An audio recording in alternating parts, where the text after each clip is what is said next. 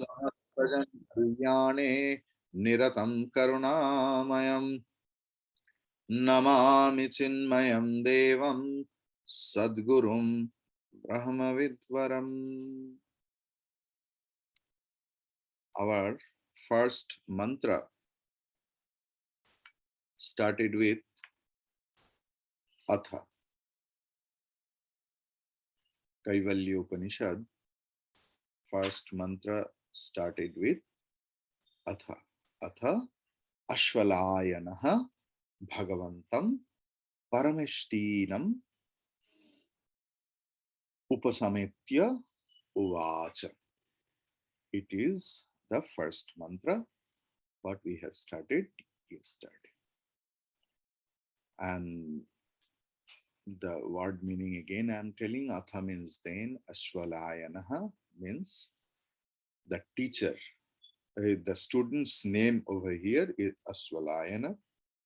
And yesterday we have told that Ashvalayana, sage Ashvalayana, is the sage of Rig Veda. He is a teacher also.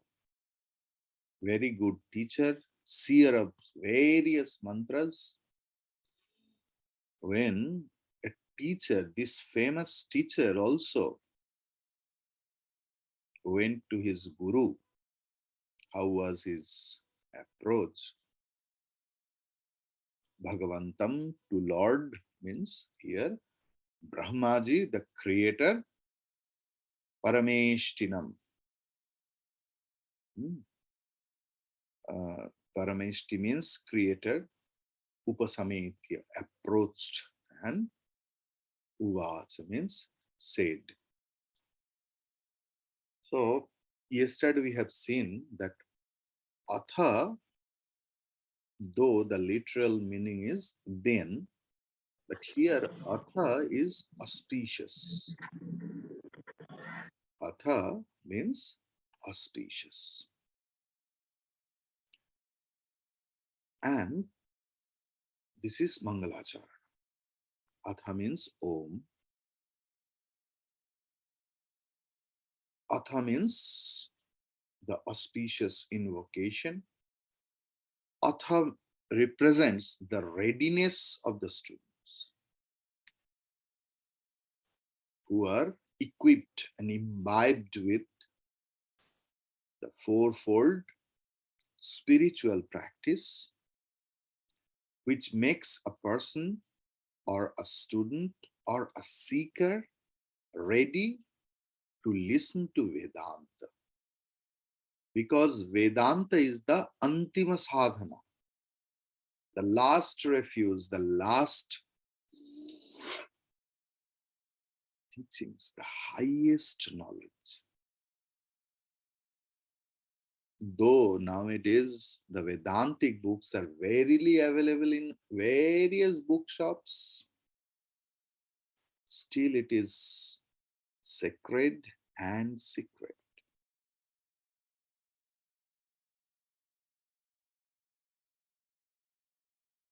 If you study by your own, you can't understand a bit. In other hand, you will misunderstand more. So you have to go to a guru, you have to approach him in a proper Vedantic way. You have to listen to him. But when the knowledge will light me up, when I will be ready. What is that readiness? Viveka, the spirit of discrimination. Vairagya, the spirit of detachment, spirit of dispassion. Then Shamadhi, Shatka Sampatti, Shamadama, Uparama, Titiksha. Shraddha, Samadhan. There's in between. In this fourfold, there is 6 things that controlling, the spirit of controlling over the mind and the external things and internal things. So this is the thing. Then spirit of tolerance, spirit of giving up anything else, spirit of not acquiring, the habit of not acquiring anything else extra. If you start managing your room or house, before Deepavali, before Durga Puja, sometimes we clean our house and what we see, 70% of the things we have acquired are unused, but we can't throw because we think one day it may work. Uparama means keeping only minimum thing what I require. Titiksha is power of tolerance. Tolerance of all the opposites of pair. Sheet, Ushna, Sukha, Dukkha. And without murmuring inside that, oh, I could not say these things, I could have seen. Like that. No. No regret. Shraddha. Enough faith and trust over the scripture and over the teacher and teacher's word. And samadhan, doubtless mind, serene mind, calm mind, less likes and dislikes where there is. And the fourth one, because this third part has 6 sons: Viveka, Vairagya, Samadhi, Shatka, Sampatti. Now I told Samadhi, Shatka, Sampatti, the 6 inner qualities, and then Mumukshutvam, the spirit of liberation, that I will be liberated.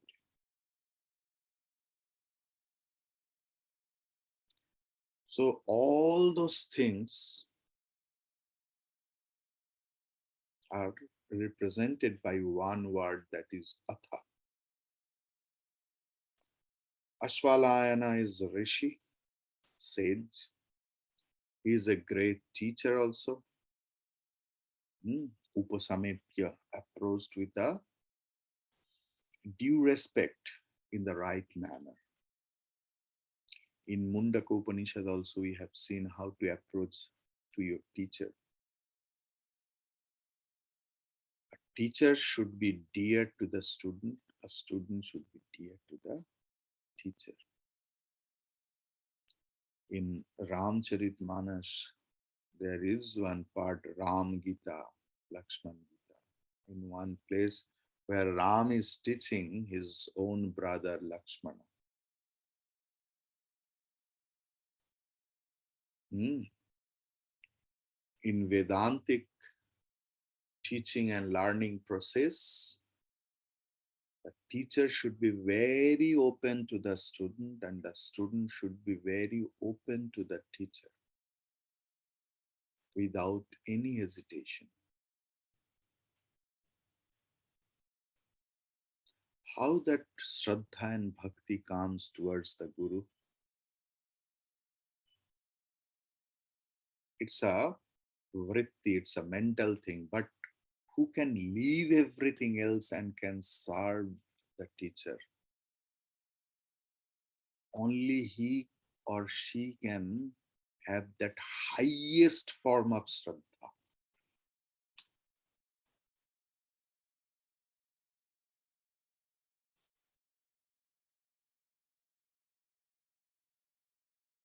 It's like, two boats are there. One boat is tied with a rope and fixed on the bank.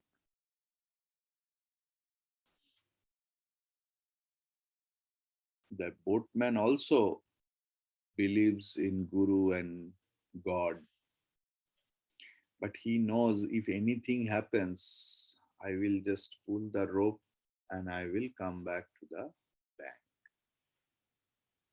But that ultimate Shraddha towards Guru and God means untiding the boat. Then only you can feel the magic of the grace. Though it's very difficult in our in this because we can't believe. We can't believe.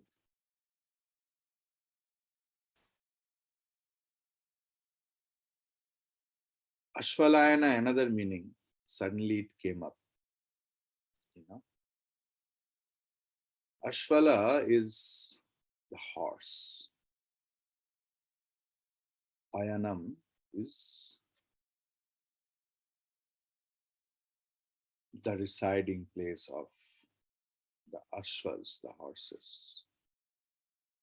In ancient age, he was the rich person who was having a good enough number of cows and horses. So Ashwalana Rishi was a very rich person also. Means how it was possible?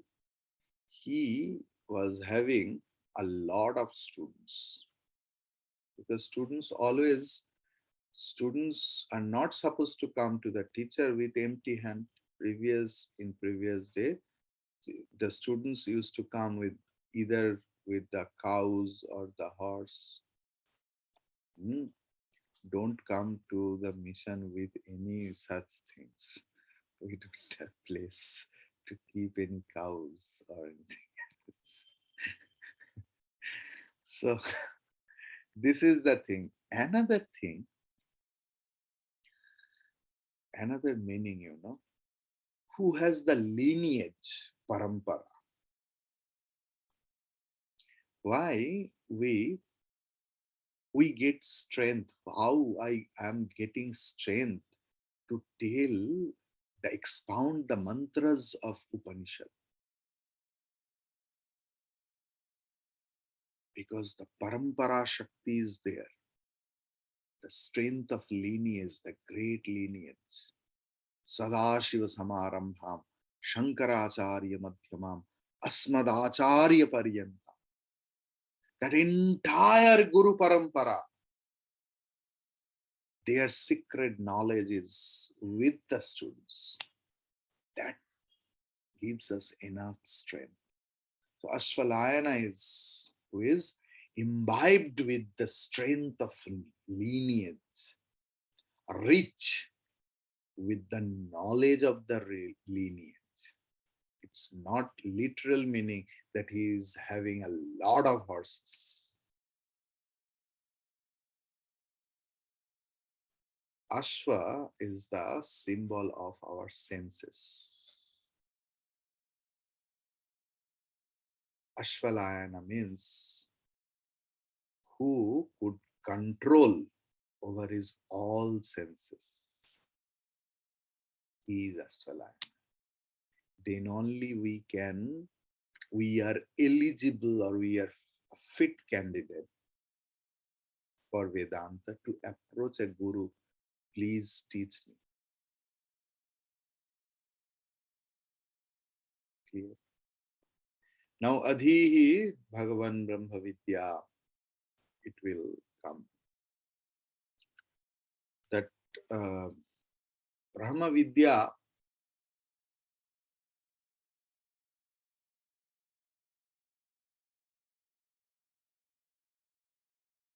is the highest.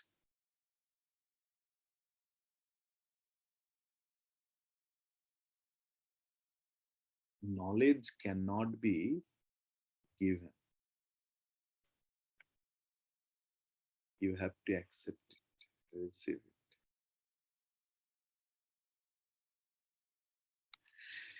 So the thing is,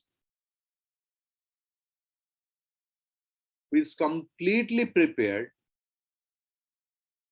and who is completely tuned up with the teacher,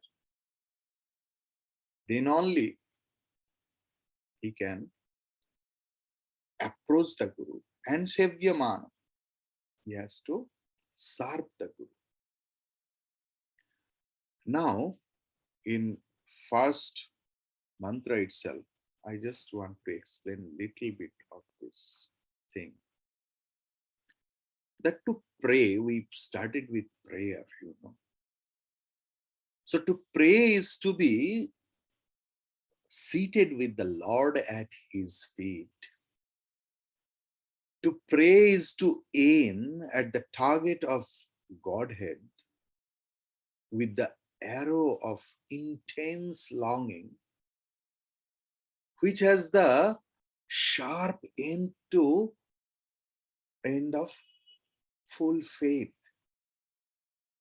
To pray is again to receive consolation and inspiration as a disciple at the hands of the teacher. In prayer are included praise, love, adoration, and glorification. Just before the study of the Upanishads, thus each day the master and the disciple pray, meaning invoke the best in them to come out through a complete surrender to the mighty powers of an omniscient God principle. Every word in the mantra, in starting from the peace invocation, Shanti Pat, is a declaration hinting at the vicious criminal instincts in ourselves. We have started employing gods through prayers as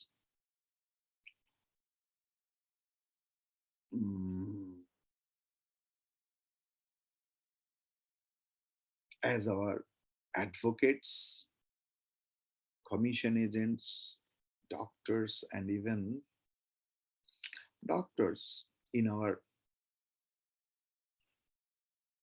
abettors in our murderers' intentions.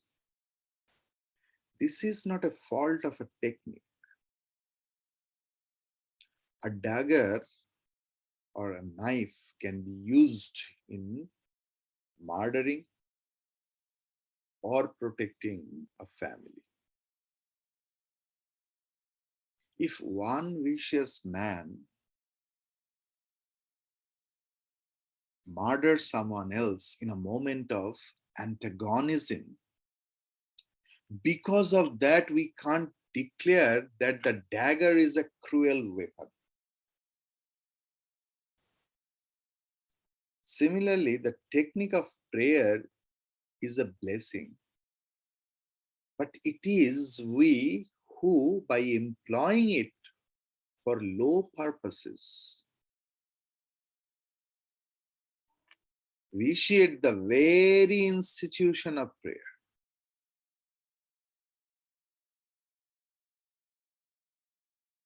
In small event, moment, we deal with the God.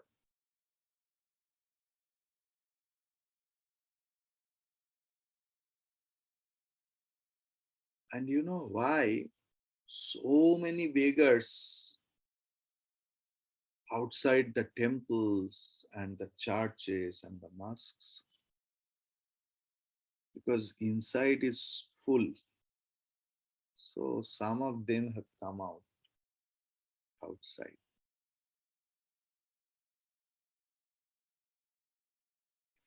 We go to the temple with a lot of shopping list. I need baby, I want to marry my, then it is over, then I need marry, I need baby, then my baby gets married, all such things. I need visa, I need job, I need only need. There was a famous story. One sannyasi went, or bhikshu went to beg alms from a king. And when he entered into the palace, he heard the king is praying with a louder voice. Oh Lord, give me this, I will give you that, give me this. And sannyasi was horrified and he just turned around and started walking over. So king saw and asked, hey, you have come to beg something else, ask me. The sannyasi replied, I never ask alms, or I never beg from a beggar. If I want to beg, I should beg from the king.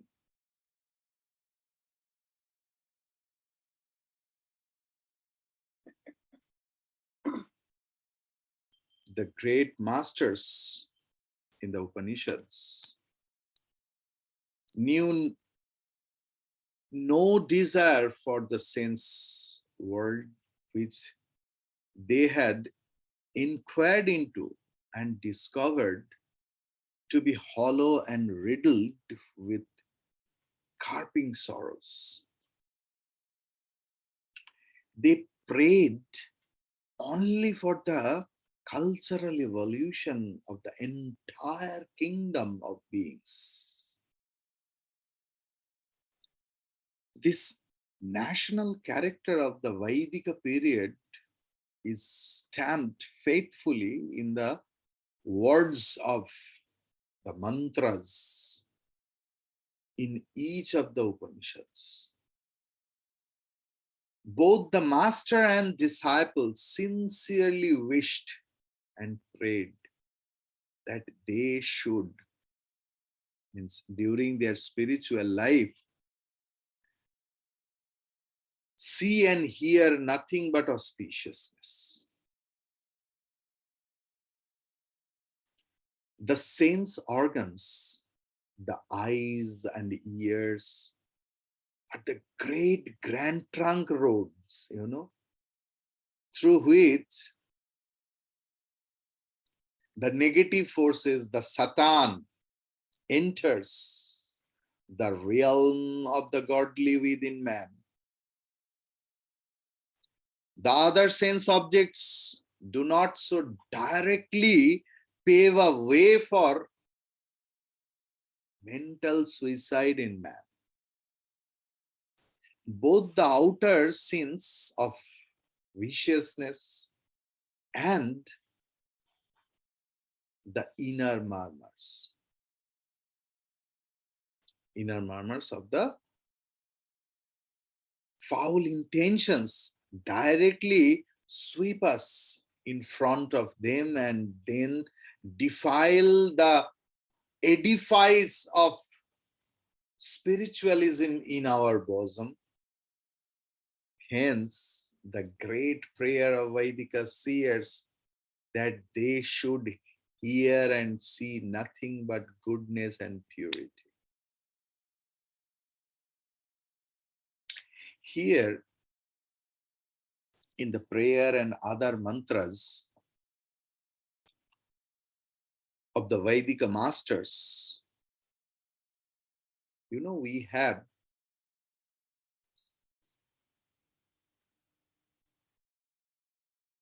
the Bible of Hinduism. We have the Das capital of Hinduism. If each one in a society or a community is to ardently and sincerely pray so as to meet with only auspiciousness and act for the same. In such a country, at such an era of culture, jails will be redundant, slum areas will be unknown, poverty will be unimaginable, disease a mere exception. Really. From the state of affairs available today, we may despair and fail even to visualize that such a perfect spiritual communism would ever be possible in the world. But this seems to be the pattern aimed at by the rishis, sages, and their prayers clearly indicate to what perfection they brought their vision in their own times as facts realized. Again, not only they lived in a spirit of complete renunciation and act on the principle of universal love, but that perfect generation, perfect in every sense of the term, was never blind to the necessities of the physical and the material world. They never complained about life. With an appetite,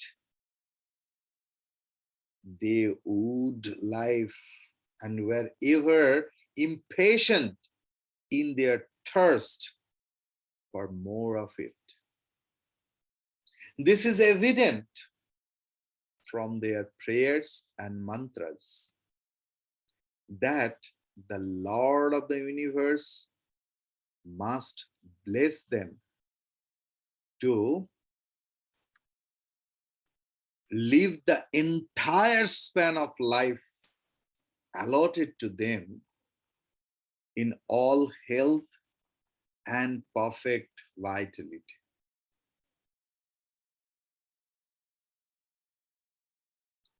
If we can remember the Shanti mantra, the peace invocation, Bhadram Karane Vishrunayama Devaha, Bhadram Pashye Maksha Viri Yatraha, Sthirairangai Tustuvagam Swastanuvihi, Vyashema Devahitai Yadai, Swastina Indra Vriddhasravaha, Swastina Usha Vishwavedaha, Swastina Starkshyo Arishtanemihi, Swastina Brihaspati Vidadha. Om Shanti, Om Swasti, anything. So their invocation to Indra, Vayu, the air, their invocation to Surya, the sun god, and so on, make us remember that Lord Rama and Lord Krishna are the products of a much later age. They are deities that were sanctioned in the Pauranika times. In the Vedic period, the masters knew only the 5 great elements and such other manifestations to be the divine personalities, the Devatas. They are invoked here both by the Guru and the disciple. No peace invocation concludes without, please mute yourself. No peace invocation concludes without thrice repeating or invoking Shanti. Have you noticed? Peace, peace, peace, 3 times. The 3 repetitions are, it is explained by acharyas, by the teachers, addressed to the 3 groups in which all the probable obstacles in the study of the scriptures can be classified. They are the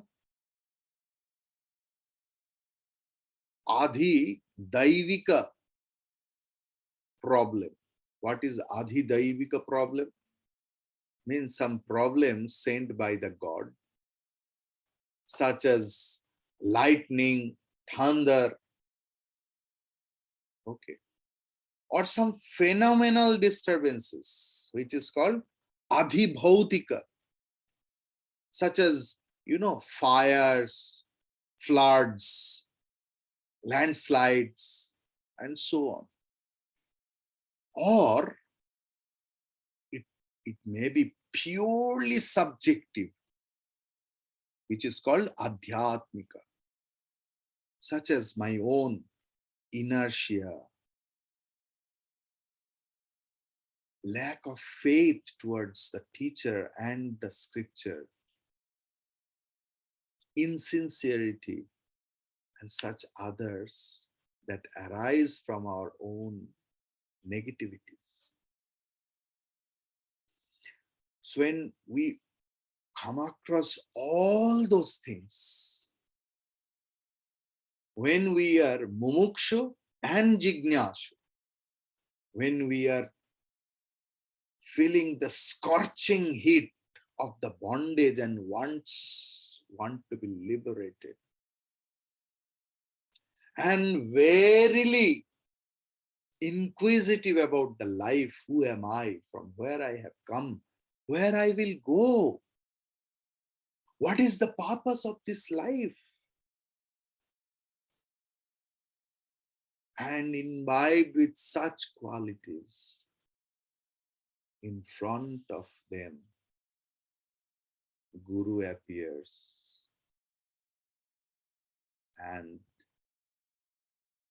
teach Upanishad. Then only we are ready for doing meditation. I hope all of us in this class are somehow ready for that. We will continue. Hari Om Tat Sat.